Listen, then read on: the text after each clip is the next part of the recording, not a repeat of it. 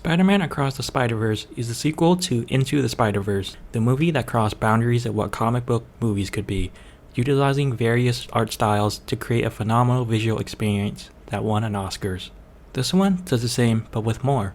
The animation is beautiful as always. There are now 6 universes, each with a unique look and tone to them. As we shift through each universe, I can only imagine how much work they put in this. I mean, they have 1,000 animators working on this thing, with 240 characters. There are lots of cameos. Easter egg hunters are going to have a great time with this. I cannot stress enough how good the animation is. It's so good that it's worth the price of admission alone.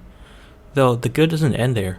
We get great voice performances, with Shameik Moore as Miles and Hailee Steinfeld as Gwen being the standouts for me.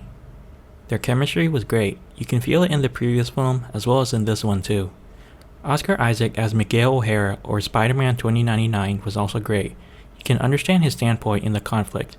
If you've seen the trailers, you know that the central conflict is about Miles wanting to save his father after learning that he will die. Miguel tells him it's a canon event and that he can't intervene, otherwise the universe will collapse. The movie explores the concept of how loss and grief can make us stronger, such as Uncle Ben's death creating all the Spider People, but Miles refuses to adhere to the fate that's been written for him, determined that he can save both his father and the universe. Personally, I can see both sides of the argument. Uncle Ben's death did propel many of the Spider-Men to become who they are, and in a way, Miles is being selfish. But on the other hand, it's his father. How can he not do anything? Plus the fact that he finds out before it happens. If all the Spider-Men knew that Uncle Ben was gonna die, I think more of them would take the path Miles is taking. It's an interesting concept, and I wonder how it'll play out in the sequel. This movie did have some problems for me though. I feel like Act 1 was too long. They start out with Gwen seeming to be the protagonist, but then swap back to Miles. I get that they want to establish Gwen's backstory as a backbone to their character, I just wish they trimmed it a little more. The ending was very abrupt. It came out of nowhere and just ended, so much so that my whole theater went, huh? I remember hearing Lord and Miller say that this was going to be a 2-parter, but I feel like they should have had a more solid ending first, then pick it up later like in Avengers Infinity War and Endgame.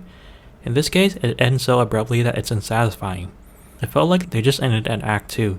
It makes me worry that the third film will just be an Act 3 dragged on for the sake of runtime. There should be some sort of conclusion to wrap up the story, leaving room for a continuation in the next film. But they left it too loose in my opinion. But at least we won't have to wait that long, as the next one, Beyond the Spider-Verse, is scheduled to be released next year.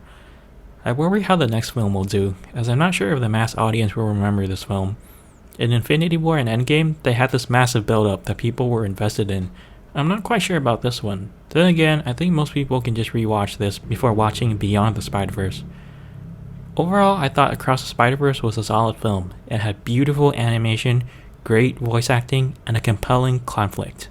I just felt like Act 1 dragged on a bit too long, and they ended it without having a proper Act 3. I gave this a 7 out of 10. Well, those are my thoughts. What are yours? Do you side with Miguel or Miles more? Let me know in the comments below. Until then, see you next time.